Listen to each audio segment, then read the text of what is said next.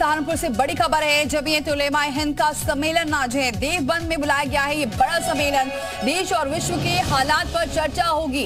2000 लोग सम्मेलन में शामिल हो सकते हैं। सम्मेलन में भी है। सम्मेलन के बाद मीडिया से मिलेंगे मदनी। तो आज बड़ा सम्मेलन है, 2000 लोग सम्मेलन में शामिल होने वाले हैं, लेकिन मीडिया को इजाजत नहीं दी गई है।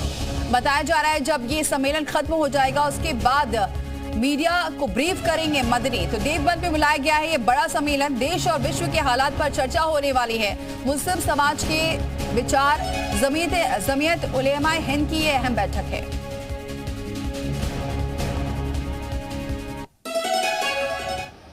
यूपी के सहारनपुर का ये जमीयत उलेमा हिंद है।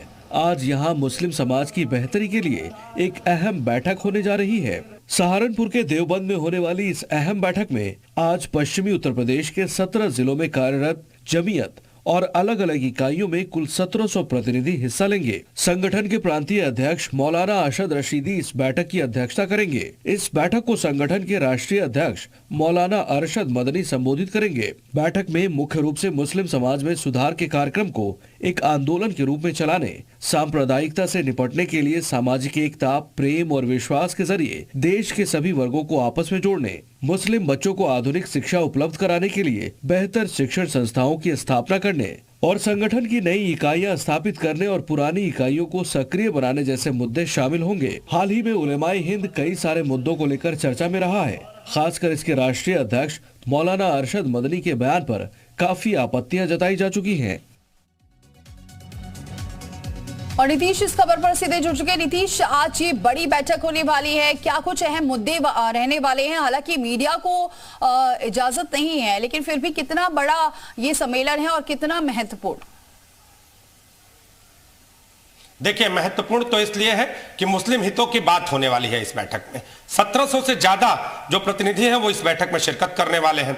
अब जो इसके अध्यक्ष हैं मौलाना अरशद मदनी, वो पहले अगर बात करें तो अपने बयानों से कहीं ना कहीं विवादों में रहे हैं। अब मीडिया को इस बैठक से दूर रखा जा रहा है। हालांकि मदनी का यह कहना है कि बाद में हम बातचीत करेंगे और इस बैठक का जो पूरा निष्कर्ष निकलेगा वो पत्रकारों के सामने रख देंगे। लेकिन अब इस बैठक में चर्चा किस तौर पे होने वाली है? आने वाले समय में 2024 का चुनाव है, अयोध्या में राम मंदिर की कहा जा रहा है रामलला की प्राण प्रतिष्ठा का कार्यक्रम है। इसके अलावा मुस्लिम मुद्दों पर कहीं ना कहीं बड़ी चर्चा भी होने वाली है। तो चुनाव की दृष्टि से, अयोध्या की दृष्टि से, और एक मुद्दा और है जो पहले से ये पूरा संगठन उठाता आया है, बजरंग दल को बैन करने का। तो क्या आज की बैठक में ये भी उठने वाला है? ये सारे सवाल इसलिए खड़े हो रहे हैं क्योंकि मीडिया को इस बैठक से दूर रखा गया है। अब देखना यह होगा कि इस बैठक में जो चर्चा निकलकर सामने आती है वो मुस्लिम हितों को कितना सपोर्ट करती है, क्योंकि जब मुस्लिम हितों की बात होती है तो उनकी शिक्षा की बात होती है, उनके रोजगार की बात होती है, उनके आधुनिकीकरण की बात होती है। तो मुस्लिम हितों को लेकर आज होने वाली यह बैठक न सिर्फ मुस्लिमों के लिए बल्कि पूरे समुदाय और संगठन के लिए बहुत महत्वपूर्ण है। सबकी निगाहें इस बैठक पर है और देखना यह होगा कि जब अरशद मदनी इस बैठक से बाहर निकलते हैं तो मुस्लिम हितों की कौन सी बात कहते हैं। क्या कोई राजनीतिक इसका परिप्रेक्ष्य है? क्या आने वाले चुनाव को लेकर कोई ऐलान करते हैं? ये सब देखने वाली बात होगी। बैठक पर सबकी निगाहें हैं। जी बिल्कुल। और नीतीश, कहां से मौलाना आए हुए हैं? क्योंकि जिस तरीके से आप बता रहे हैं इसमें तमाम अहम मुद्दों पर चर्चा हो सकती है। खासतौर से जो बजरंग दल को बैन करने की बात सामने आ रही है, तो जाहिर सी बात है सभी की सहमति होनी जरूरी होगी। तो कहां से पहुंचे हैं मौलाना? देखिए, अगर बात करें तो पश्चिमी उत्तर प्रदेश के 17 जिलों के जो प्रतिनिधि हैं वो बुलाए गए हैं और 17 जिलों के प्रतिनिधियों को यह आश्वासन दिया गया है कि आप अपने साथ कम से कम 100 लोगों को लेकर आए, यानी 1700 लोग कम से कम उस पूरी बैठक में हिस्सा लें।